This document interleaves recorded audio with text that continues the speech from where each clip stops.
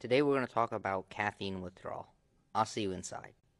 I would say that caffeine and the withdrawal effects of not having caffeine is something that hits home with a lot of people. And in today's podcast, I want to give you some tips about how to actually stop it from happening and some hope that if it is happening, it's only transient. So for starters, what does caffeine actually do? So one of the biggest things that caffeine does is it's called an adenosine antagonist. And this is why, while caffeine is extremely helpful for wakefulness, it does have detrimental effects to our sleep. Adenosine is actually a molecule that builds up throughout the day, and it's actually produced as a byproduct of simply just using energy. So, the way that we actually provide ourselves with energy is by using a specific molecule inside the body called ATP. And all you really need to know about ATP is it is an adenosine molecule with three phosphates attached. And the way that we actually supply the body with energy is by breaking the bond between the second and third phosphate. This is called a high energy bond, and it will give our cells the most energy. When that bond is broken, we get what's called ADP, or adenosine diphosphate, meaning there's two phosphates attached. And we can break that bond, and it won't give us as much energy, but it will give a small amount of energy. So then when that bond is broken, we get left with what's called AMP, or adenosine monophosphate, meaning there's one phosphate attached. And then once we break that bond, we're left with adenosine, which, if you really look at it, makes a lot of sense. The more energy that you use, the more tired you typically feel. And this is because more adenosine will accumulate as a byproduct of simply expending energy. And it also makes a little bit of sense why throughout the day you begin to get more and more tired, because throughout the day you'll use energy and build this adenosine pool. And adenosine actually has receptors all around the body and has different types of receptors. And they're extremely intelligently named: adenosine 1 receptor, adenosine 2 receptor, adenosine 2B receptor, and adenosine 3 receptors. And the adenosine A1 receptor is typically going to be found on the brain and the heart, and it's going to slow down the function of these two organs. Which means when it binds to its A1 receptor in the brain, it's going to make us tired. And when it binds to the A2 receptor on the heart, it's going to slow down the heart rate. And now we'll get to some of the other functions of these adenosine receptors in a moment. But if you think about it, adenosine will bind to the receptor and make us feel tired and slow down our heart rate. So why does caffeine do the exact opposite? So caffeine will also bind to this receptor, but instead of actually activating the receptor, it simply just sits in the way of adenosine. So the adenosine won't actually be able to bind to the receptor, so we don't actually get any of the signaling that the adenosine is present. So in this way, it doesn't necessarily actually increase our attention, it simply just decreases the tiredness promoting signals that adenosine would be sending. That doesn't mean that this adenosine isn't accumulating, it simply just means that we don't know about it. And you may understand this very well. Once caffeine wears off, you may feel a very sudden crash in energy. This is simply because all that adenosine that has accumulated but wasn't able to bind to the receptor because the caffeine was sitting in the receptor. When there's no more caffeine in the way, adenosine binds to the receptor and you begin to get really, really tired.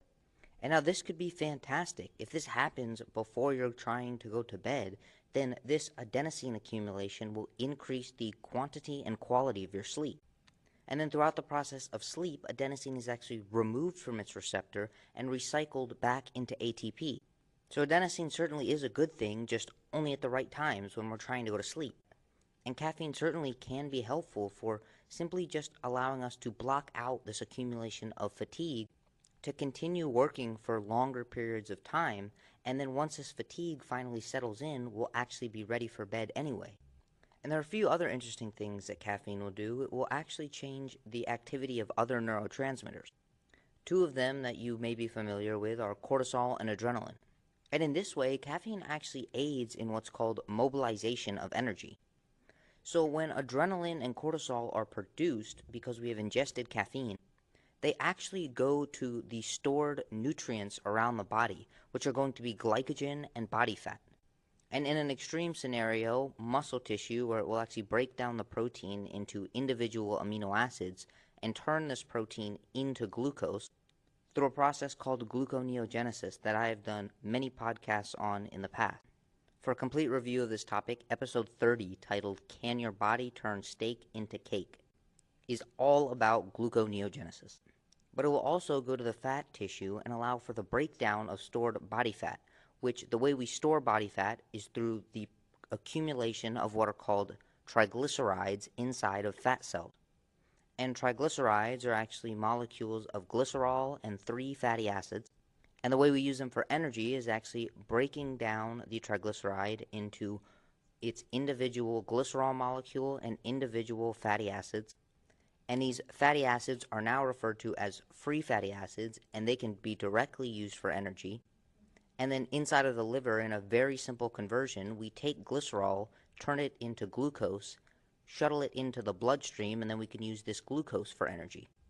And the other thing that cortisol and adrenaline will do is actually bind to receptors on the liver where they liberate what is called stored glycogen. And this is simply the way that your liver will actually take extra glucose and store it so that when these hormones come to find more energy, they can break down this glycogen and release glucose into the bloodstream. And the reason we actually produce these molecules is because adenosine will typically inhibit the production of adrenaline, and it also inhibits the production of what is called glucagon at the pancreas. So when we block this adenosine, we actually increase the production of glucagon. And glucagon is a hormone that works almost exactly like adrenaline and cortisol. So immediately when caffeine binds to the adenosine receptors, we'll have an increase in blood sugar, blood triglycerides, and alertness. And we actually will have more energy available and more of a desire to use energy. So as a result, we'll likely actually produce more of this adenosine molecule because the effects on adrenaline, cortisol, and glucagon allow us to simply use more energy throughout the day. The reason that you feel more energized is because you're actually using more energy in the first place. I have also found a little bit of information that caffeine will reduce what is called GABA inhibition. So GABA is a neurotransmitter that when it binds to its receptor will actually inhibit the neurotransmitter from functioning. It doesn't entirely shut it off, but it makes it much more difficult for the neurotransmitter to become activated. And I'm generalizing when I say all of this. And GABA is actually responsible for keeping a lot of brain regions quiet when we are trying to sleep. And caffeine does appear to be able to reduce this effect so we can simply just access more regions of the brain. But there is a problem with this. Anyone who has ADHD and takes caffeine realizes that they simply can't focus on anything. Or even if you don't have ADHD, when you take caffeine, you may begin to feel energized but not be able to focus on anything. And because GABA does have an important function in our waking state. One really strong hypothesis for the development of ADHD is not having enough GABA. When someone has ADHD, they have a lot of energy, but it's very difficult to focus on a singular task. And this is because what GABA does is it actually shuts down specific brain regions which would become activated, pulling your attention away from whatever you are doing. So if you have ever been extremely focused on an assignment and almost lost the ability to hear any of the input or sounds in your environment, this was actually GABA working in tandem with excitatory neurotransmitters that help you focus on the task.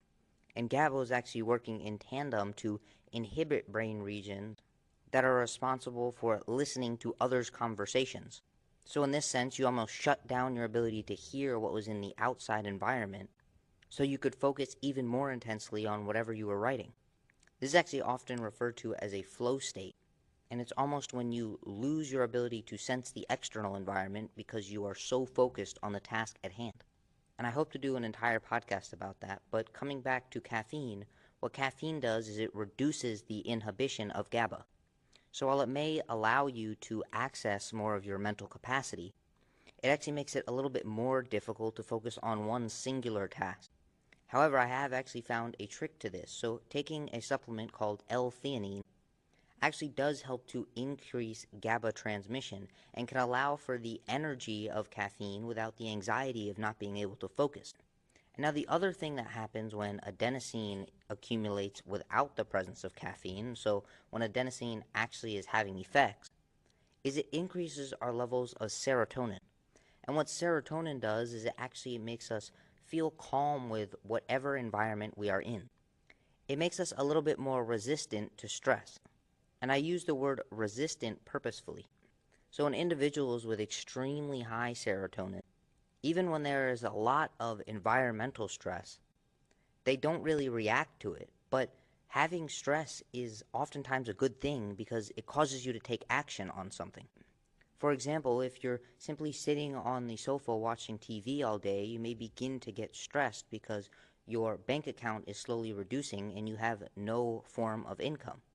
But sometimes individuals with abnormally high serotonin will simply just sit around their house all day and do absolutely nothing, because the stress of not having a job doesn't really actually register in their mind. They simply just do not perceive it as a stress.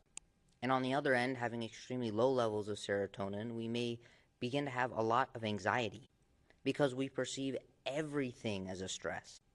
Every little thing sticks in our mind and becomes a lot more magnified. And what adenosine does is it will typically promote a normal and healthy amount of serotonin production. And this will allow us to, for lack of a better word, de-stress before going to bed and while we are sleeping. So our mind is not highly active and thinking about potential dangers or any sort of stress. And then in the morning, when adenosine will wear off, the serotonin will lower, which is why we typically have a little bit more motivation to tackle any life stressors in the morning, or at least just one of the reasons. And now the other thing that occurs with adenosine is it will inhibit what are called dopaminergic neurons. And the main effects of dopamine are to increase movement and motivation. And just like gluconeogenesis, I've done an entire podcast on dopamine, and you can find this at episode 8. But for the sake of this discussion, we can think of adenosine will block the effects of dopamine, and caffeine will, as confusing as it may sound, inhibit the inhibition of dopamine, which in the long run will allow this dopamine signaling to occur. And when dopamine is increased, we'll have more motivation to seek rewards. So when dopamine is increased, we may be more likely to engage in some sort of assignment for the reward of finishing the assignment. And now there certainly are a lot of other things that dopamine does, as some of you may have known through your research. And if you don't, I definitely urge you to listen to episode 8. This is why sometimes caffeine can be helpful for simply just making work feel a little bit less daunting and giving us a little bit more motivation to get things done. With that being said, there's one other effect of caffeine that people often talk about, and it's actually the diuretic effect of caffeine. And the reason that this actually occurs is because adenosine has a receptor on the kidneys. But interestingly, adenosine actually stimulates this receptor to retain sodium. And this is actually one of the ways that adenosine helps promote sleep, because when we retain sodium, we will also retain water. And the less water in our bladder, the less urge we will have to wake up in the middle of the night and go to the bathroom. And when caffeine blocks this effect, we will simply just release more of our body fluids in our urine. But this can actually become a little bit of a problem, because adenosine signaling for sodium reabsorption is actually a functional and healthy process. This signaling occurs on purpose in order for us to purposefully retain sodium so we can retain water and make sure that our blood pressure stays stable. See, when we give the kidneys and the body all of the electrolytes and fluid that it needs, it does a great job maintaining healthy sodium, potassium, and blood pressure. But when we are not eating enough potassium, maybe eating too much sodium in relation to the amount of potassium we're eating, or not drinking enough water, or drinking excessive amounts of caffeine, which will actually inhibit this natural process from occurring, then the kidneys have a difficult time regulating our body fluids and blood pressure. And once again, I have multiple episodes on this one. I think the best one might be episode 55, called Hydration for Daily Life and Sports, or episode 49, called Regulating Your Blood Pressure. Alright, with that plug out of the way, when we don't have this adenosine signal, we won't hold on to sodium, and we will simply just release more water. And as a result, we can become slightly dehydrated. And one of the other effects of adenosine is actually to decrease heart rate and blood pressure. So although the sodium and fluid retention may increase our blood pressure, it also affects the heart so that blood pressure is decreased. Well, not necessarily. It decreases our heart rate through its actions on the heart, but it decreases our blood pressure through what's called vasodilation of the blood vessels, which is simply just allowing them to expand. To try and give an analogy for this, it's like trying to pump the same amount of water through a wider hose. The pressure pushing on the hose is not as great. And then adenosine will actually slow down the contractions of our heart, which would decrease our heart rate. And one of the big effects of caffeine is to increase heart rate and increase blood pressure. So despite caffeine actually making us mildly dehydrated, our blood pressure will actually increase. Okay, so this is kind of how caffeine works to mitigate all of the effects of adenosine. But with that being said, why do we feel so terrible when we stop caffeine? If caffeine should be giving us extra energy, why when we stop do we feel like we have even less energy than when we started? And the reason for this is because caffeine is actually a foreign molecule, which isn't a bad thing, but it simply means that the body does not have any system to allow this caffeine to exude effects. And caffeine is actually restricting normal physiological processes. And when this occurs, the body actually makes adaptations to try and return to a state of homeostasis even when we are drinking caffeine. What I mean is that you may have a baseline before caffeine, and when you begin to drink caffeine, you get extremely energized and don't feel very tired. And the body tries to return to your normal energy levels even though you're drinking caffeine, which is why some people may continue to drink caffeine and feel as if its effects are wearing off. It's because the body is actually making adaptations in order to return to normal energy levels even with this stimulatory signal of caffeine. And the way it does this is by increasing the signal of adenosine even more to almost mask the presence of caffeine. And really, the biggest way it does this is by increasing the amount of adenosine receptors throughout the entire body. So even though caffeine is taking up some of the receptors, there are other receptors available for adenosine to bind to. And since most, if not all, of caffeine's actions are simply just inhibiting this tiredness signal, simply just adding more receptors allows the body to continue to transmit this signal. So after a while, even if you are drinking caffeine, you may get back to your completely normal state. And the problem lies is when you finally take out the caffeine, you are extremely sensitive to feeling tired. So if we're looking at caffeine withdrawal, what we're really looking at is having high levels of adenosine and maybe some of the side effects from having a lot of adrenaline, cortisol, dopamine, and other stimulatory molecules around for a long period of time. What I mean is that if we're chronically elevating these very stimulatory molecules, there are also adaptations to downregulate the signaling of these molecules.